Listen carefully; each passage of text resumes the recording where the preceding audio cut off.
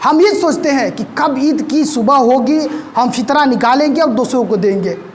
ارے وہی فطرہ اگر آپ پہلے دے دیں, وہی زکوٰۃ اگر پہلے دے دیں, غریبوں تک پہنچ جائے, کیا پتا کسی غریب کے پاس ایک جوڑا کپڑا نہ ہو, وہ انتظار کرتا ہو کہ کوئی اللہ کا بندہ لے کے آئے میرے پاس پیسے اور میں ان پیسوں سے کپڑے سلوا لوں, عید کی نماز ادا کروں.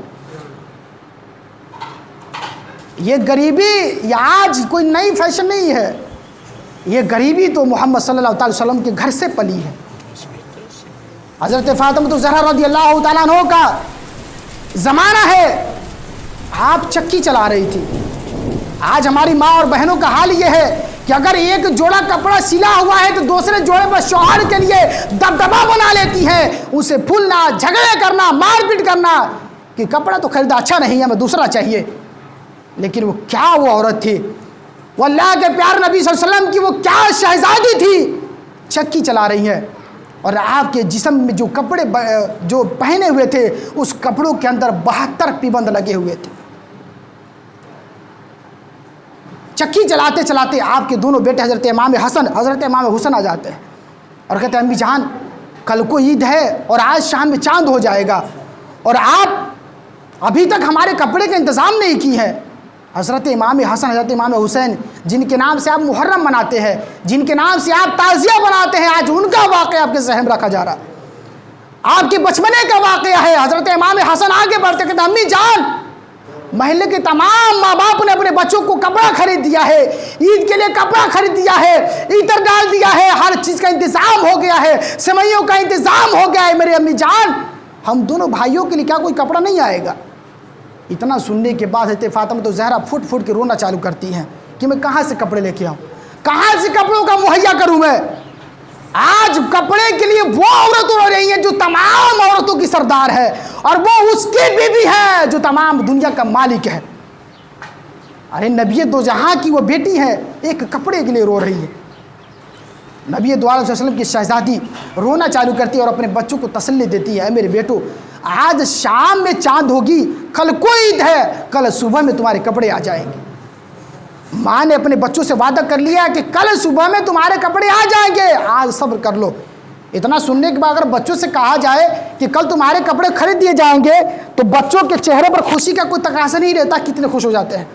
اتنا سننے کے بعد حضرت امام حسن حضرت امام حسین گھر سے باہر نکلے اور بچوں میں جا کے ہنگامہ کر دیے کہ کل ہمارا بھی کپڑا آ جائے گا, کل ہمیں بھی لباس مل جائے گا, کل ہمیں بھی نئے جوڑے مل جائیں گے, ہم بھی کل پہن کے نماز ادا کرتے ہیں. ابھی وہ دونوں رو رہے ہیں, ماں اندر رو رہی ہے, بچے خوشیوں کا فوارے لٹا رہے ہیں. شام ہوتی ہے, حضرت فاطمہ الزہرا رضی اللہ تعالیٰ کھانے پینے سے فارغ ہوتی ہے, نماز عشاء سے فارغ ہوتی ہے اور آپ نفل کی 2 رکعت کی نیت کرتی ہے اور مصلی بچھاتی ہے اور کھڑی ہو جاتی ہے.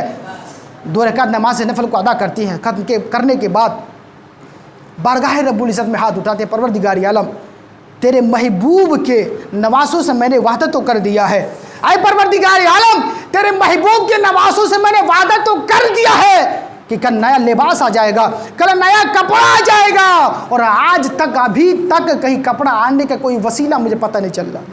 اے پروردگار عالم کل مجھے اپنے بچوں کے سامنے رسوا نہ ہونا پڑے, کچھ ایسا ذریعہ انتظام فرما دے. ایک جوڑے کپڑے کے لیے کون رو رہا ہے؟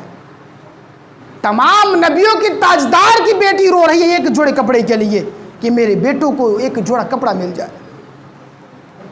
آپ نماز عشاء نماز نفل سے فارغ ہوتی ہے اور جب صبح ہوتا ہے, صبح میں تمام بچے ہنگامہ کرنا چالو کرتے ہیں اور ادھر حضرت فاطمہ الزہرا مصلی اٹھاتی ہے, بچھاتی ہے, وضو کرتی ہے, 2 رکعت نماز نفل کو ادا کرتی ہیں. ادا کرنے کے بعد اللہ کی بارگاہ میں دعا کرتی ہے اور اپنے آنسوؤں سے اپنے دامن کو بھگو رہی ہے, رو رہی ہے اور رب کی بارگاہ میں فریاد کرے پروردگار عالم میں نے تو تیرے محبوب کے نواسوں سے کل یہ وعدہ کیا ہے کہ کل صبح کپڑے مل جائیں گے, ابھی میرے بچے نیند سے بیدار ہونے والے ہیں, وہ اٹھنے والے ہیں, اٹھتے ہی مجھ سے سوال کریں گے کہ اے میری ماں میرے کپڑے کہاں ہیں, میرے لباس کہاں ہے, کہ تو پروردگار عالم تیرے محبوب کے نواسوں کے سامنے آج تیرے محبوب کی بیٹی رسوا ہو جائے گی. ابھی یہ دعا کر ہی رہی تھی, ہاتھ اٹھے ہوئے تھے آسمانوں میں, تب تک آپ کے دروازے کی کنڈی کھڑکتی ہے اور آنے والا سائل کہتا ہے کہ میں اہل بیت کا درجی ہوں. حضرت فاطمہ الزہرا کہتی کہ آپ کون؟ تو آنے والا سائل کہتا ہے کہ میں اہل بیت کا آپ کے بیٹوں کے لیے کپڑے لایا ہوں۔ حضرت فاطمہ زہرا پورے پردے میں گیٹ تک آتی ہیں اور اس لباس کو لے کر اندر چلی جاتی ہیں، اور یہ نہیں پوچھتی ہیں کہ آپ کون ہیں، کہاں سے آئے ہیں اور کس نے دیا ہے، یہ نہیں دریافت کرتی ہیں۔ کچھ ہی دیر میں جب وہ آئے اور کپڑے دے کے واپس چلے گئے تو محبوب خدا صلی اللہ علیہ وسلم تشریف لاتے ہیں اپنی بیٹی کے گھر میں اور مسکراتے ہوئے آتے ہیں۔ جب آپ دروازے کے اندر داخل ہوئے تو آپ مسکرا رہے تھے۔ رسول اللہ صلی اللہ علیہ وسلم فرماتے ہیں، اے میری بیٹی، تمہارے گھر پہ کوئی آیا تھا۔ اب یہاں پر ایک سوال پیدا ہوتا ہے کہ نبی ابھی باہر سے آ رہے ہیں، بیٹی گھر میں موجود ہے، سامان دینے والا دے کے چلا گیا، اور آپ کو پتہ کیسے چل گیا؟ یہی سے پتہ یہ چلتا ہے کہ اللہ تبارک و تعالیٰ نے اپنے محبوب کو اتنا پاور دیا ہے کہ کیا ہوگا، کیا ہونے والا ہے، وہ سب جان لیا کرتے ہیں۔ آئے اور آنے کے بعد فوراً پوچھا، کیا بیٹی تیرے گھر پہ کوئی آیا تھا؟ حضرت فاطمہ زہرا فرماتی ہے، عرض کرتے یا رسول اللہ صلی اللہ علیہ وسلم، ہاں ایک اہل بیت کے درجی آئے تھے، انہوں نے نواسوں کے لیے کپڑا دیا ہے۔ پیارے نبی صلی اللہ علیہ وسلم فرماتے ہیں کہ کیا تم پہچانتی وہ کون تھے؟ حضرت فاطمہ زہرا عرض کرتی یا رسول اللہ صلی اللہ علیہ وسلم، میرے ابو جان، میں ان کو پہچانتی تو نہیں ہوں کہ وہ کون ہے، بس اتنا جانتی ہوں کہ انہوں نے اپنے آپ کو اہل بیت کا درجی کہا ہے۔ یعنی اہل بیت کہتے ہیں نبی پاک صلی اللہ علیہ وسلم کی جو خاندان ہے اسی خاندان کی وہ درجی تھے۔ تو آپ مسکرانے لگے اور کہتے ہیں، فرماتے ہیں میری بیٹی، وہ کوئی درجی نہیں تھا، وہ کوئی دنیا دار انسان نہیں تھا، بلکہ وہ تمام فرشتوں کے سردار جبریل امین تھے جو جنت سے تیرے بیٹوں کے لیے جوڑا لے کے آئے تھے اور اہل بیت کا درجی بن کے آئے تھے۔ کوئی دنیا دار درجی نہیں تھا وہ، بلکہ تمام فرشتوں کے سردار جبریل امین تھے جو اللہ کے حکم سے جنت سے